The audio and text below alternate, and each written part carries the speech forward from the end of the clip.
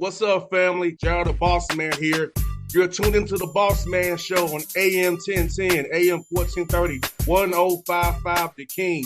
Let the King out at 105theking.com and the Bossman Show at bossmanshow.com. Hit me up on Instagram, The Bossman Show, Twitter at Bossman Show, and Facebook, Bossman Show. It's the Bossman on your radio. Listen to the Bossman Show with your host, JR, Saturdays at 9 a.m. right here on AM 1010, The King. What's up, good people?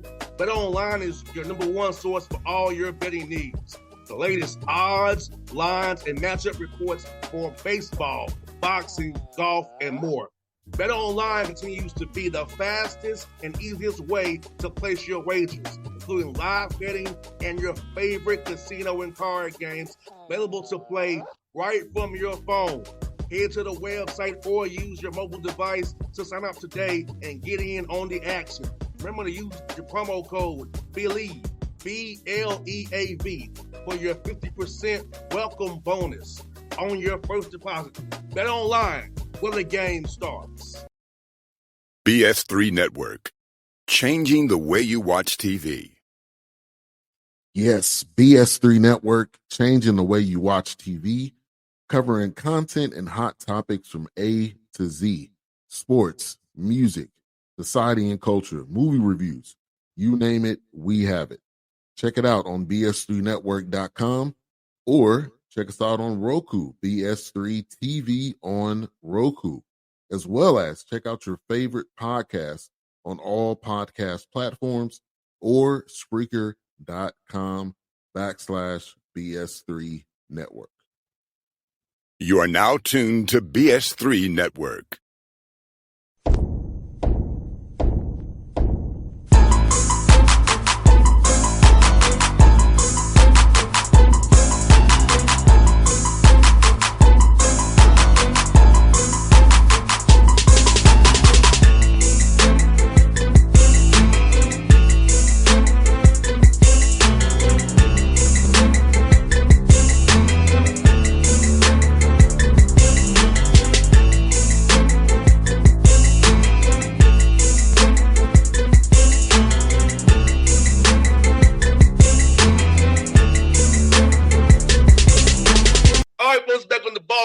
Show with a friend of the show, Brad Korn, Seymour Red House out of the OVC. You see me and Seymour, cooler zip there, looking nice. Coach, how you doing, brother? I'm doing good. I'm doing well. We're playing well, and it's a fun group to be around. So, looking forward to every practice, and really the end of the season is here. I know you got a mad sprint finish for you all in what you do, but we're kind of in that same boat, but in a much shorter time. So 5 games left. We'll see what we can do here. No doubt, Coach Korn. And, man, let me ask you, man, 16-10 this year. The OVC, man, is tough battle, man. 4 teams up the top there, man. So, for you, with having 5 games left, how do you keep your guys focused on trying to get better every day by day, every practice we walk through, and not look ahead to the Ford Center in Evansville, per se? Yeah, we were off yesterday. We just got done with 3 games in 6 days, all on the road. So, it was been kind of a long break. So we're off yesterday. So today it's exactly what you said, boss man. We're going to be talking about staying focused. My mind goes to Coach Saban and the rat poison. And we just got to be careful not to take too much of it. This day and age, too, is really hard. How do you prevent your guys from seeing and being told positive things? So we'll address the elephant in the room today. And I think we'll try to take the approach of embracing that. We're not going to run from it. We've obviously worked hard to put ourselves in this position. So it's not like something we can't talk about. It is what it is, but now we got to understand that it's the focus. It's how hard we play. It's taking care of these next 3 home games is really got to be the focus, and really trying as best we can to wipe out everything that happened in the past as far as what can distract you from the future, and understanding it's a 5-game season. Whether you're in first, last, sixth, it's a 5-game season. How good can we be in these 5 games? And, Coach, man, this time of year, playing 26 games, man, already, practice-wise, is it more half court, or you still going live some, getting up and down? Because you want to make sure your guys peak in Evansville and not peak right now. So how do you kind of balance keeping guys fresh versus, going ahead and still trying to work on things the right way? Yeah, it is because you want to stay sharp. Obviously, you can't just let your foot off the gas, especially with the little streak that we're on. And again, everybody patting you on the back. It's just human nature to drop down. But we are into more of a, we're not NBA guys by any stretch, but we're into more of that mode of our seasons where we're trying to learn a lot more through film.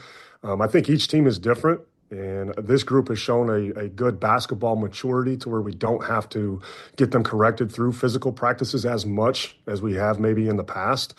So we'll continue with that approach, and hopefully it doesn't bite us. But I just, you look at guys like Eric Musselman, Coach Musselman at USC was talking about it the other day in his press conference about how he doesn't play, he plays the starters a lot of minutes. And I look at Drake and what they're doing this season that they're having, and Garrett Sturtz, or however you say his name, he's playing all the minutes. So I think everybody's kind of in that point of the season. So now it's about it's a tricky thing to stay sharp, but at the same time, the last thing you can do is lose a game in practice before you ever get to the game. So we got to be careful as well. 100%. You mentioned you had these home stretch coming up here, man. 9-3 at home already this year. So talk about how important it is to defend the home court up there, man. Get those Red Hawks fans behind you, brother. Yeah, Little Rock beat us at the buzzer by 2 for one of those losses. Moorhead came in and just flat out beat us by 11.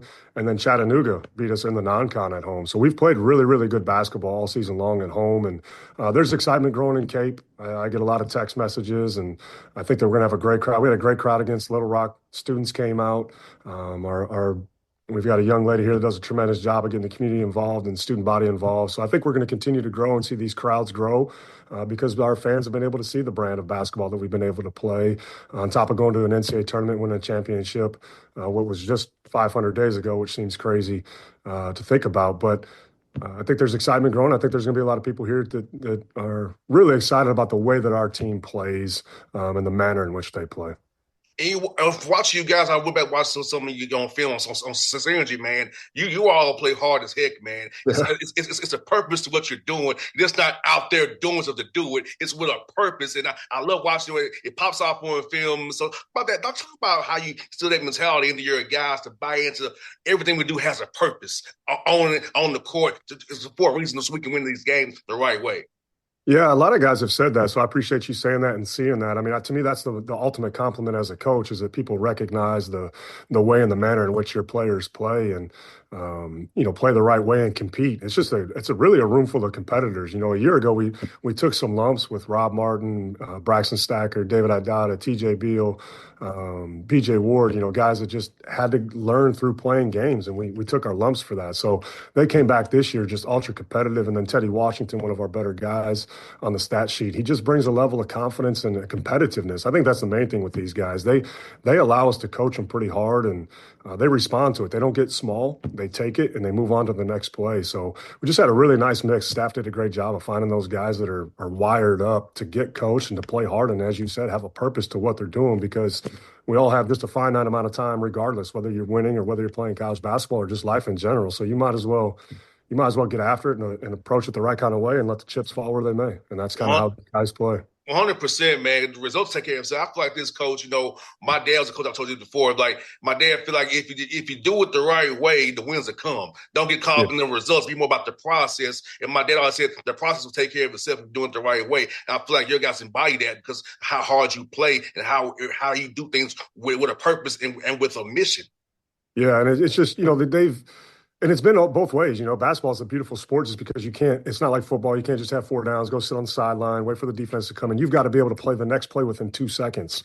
It's offense and defense. It's athleticism. It's skill. It's IQ. So it's toughness. And I think our guys embody a lot of that on a day-to-day, play-to-play basis. And so that's the exciting part that they seem to yearn for more coaching. And I think there's another level that we can get to even. I don't even think that we've played our best basketball. And that's the exciting part, that our guys feel that same kind of way. And as you said, are more process-driven than result-driven. And when you have that, then as the coach, you just get out of the way and let the players play. And that's what they've been doing.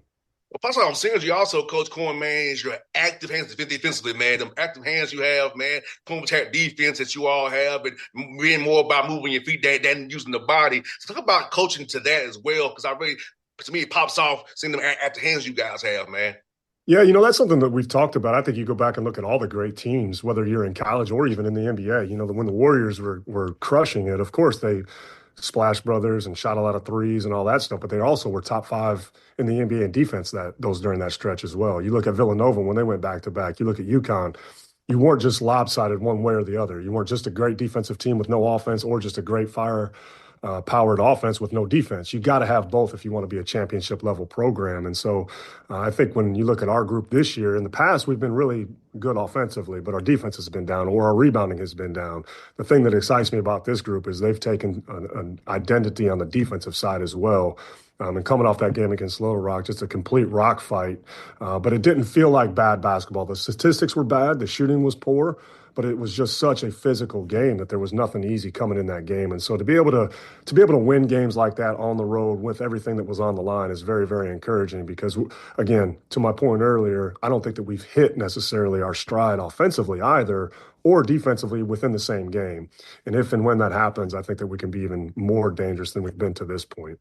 And also, Coach, man, you played a lot of close games this year so far. And talk about that as we go these last 5 game stretch heading to Evansville, how they experience from playing close games early in the year, whether they turn out your way or not. You have that Rolodex to pull from and say, hey, we do these things late game scenarios, we'll win rather than come on the right side of it, but we're on the wrong side of it as we maybe did early in the year. Yeah, I think there's a couple things that play into that. One, you got to have really good players, and we do.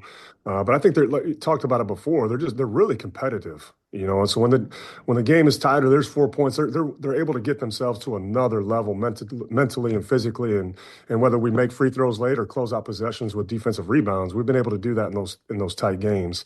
The other thing is we have elite guard play between Rob BJ, Braxton, and Teddy Washington. And then we've got another guy that plays kind of our 5, and Brendan Terry, he's kind of that modern age face-up 5. He's really skilled with the ball, and he helps our offense flow. So you can't really press us late game. You can't trap our guards. If you foul us, we've made free throws to this point. So we really have a really nice mix of defensive. We can switch things. We can trap things. So we've got a nice mix of guys that allow us to do a lot of different things, which make you very I don't want to say unpredictable, but it makes it very hard for a team to just game plan one way against us because there's multiple ways that we can beat you or take away if you try to take something away from us, we're able to counter pretty easily based upon the way the rosters broke down. No doubt, you got multiple guys scoring the ball, sharing the sugar amongst the team. We'll talk about that as well.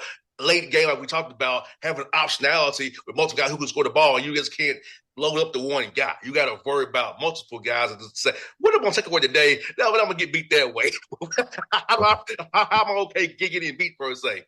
Yeah, and Little Rock, just because that was our last game, the first time we played them, they really tried. They did a great job, trapped us, took our guards out of the game, and we struggled a little bit, and we got beat at the buzzer. But this time around, they tried to trap us, and they couldn't, and we made the right kind of play. So again, you can't just have one game plan against us, and I think that gives other coaches nightmares, and that's the thing I've heard a lot through these coaches that we've played to this point. They're very complimentary about the way that we play. No doubt, man. I'm going to ask you about this, man, as well. The OVC, man, people thought it would be down, but it's not. Like, top to bottom, it's still tough every night. Got cluster teams at 8 and 6 there as well, and the teams in the bottom of the league still giving you heck every day. So talk about just the depth of the league and how, despite losing the Belmonts and Mercers into the other world, it's still a quality league with high-quality things going on. Yeah, and I think if you even look back to a year ago, Martin, Little Rock, Moorhead, and I'm forgetting another team. Those teams all had 19 or more wins. And then you look at Southern Illinois, Edwardsville, I think they had 17. So, there's been, if you're winning 20 games, 19 games in the OVC, you're doing something. Because again, you don't have, I love when I watch ESPN and the Big Monday and the SEC and the Big 12 and all these high major teams are on. The commentators are talking about how their players can get poached and how it's so hard. And man, don't miss me with all that stuff. It's hard at the OVC level as far as you don't have all the glitz and the glam that all these other places have. I've been there. And I appreciate it, but it's really, really hard to win those kind of games at this level. So speaking to the coaches in this league, to be able to have to do it year in and year out, with not the supposed quote unquote best players that are in the portal or 5-star guys in the recruiting process. It speaks to the coaching in this league. And so when you have multiple teams winning, 4 or 5 teams winning 20 plus games, or right there at 19, that's a big deal. And I think it speaks to the coaching in this league, because I watch other leagues maybe similar to us or considered maybe one step higher than us that aren't necessarily BCS. And I watch and I see the game plans that are going on. And I'm just like, man, I think the OVC gets a bad rap at the end of the day for being just this terrible league, yet everybody, when the portal opens, wants to come and get our players. So it kind of makes me mad. I think a year ago, the SEC had 5 starting guys from our league in their league. So it's really, really good basketball is my point, with really, really good coaches. It's been like, let's look at Broome at Auburn, OVC guy. Wendell Carter was at Auburn. UT Martin Sears is at LSU right now. Missouri has Cruz that was at UT Martin. Little Rock's had multiple guys, that could have gone up. So Moorhead, like you said, Janai Broome, and even the Thelwell that's at Iowa right now. So yeah, we had Philip Russell and Eric Reed. Eric Reed went to Mississippi State. Philip Russell's now at VCU playing really well. They've won 20 games. So really, really good players in this league and really, really good coaches. And let's play, Coach, man. You got Tennessee Tech tomorrow coming into you.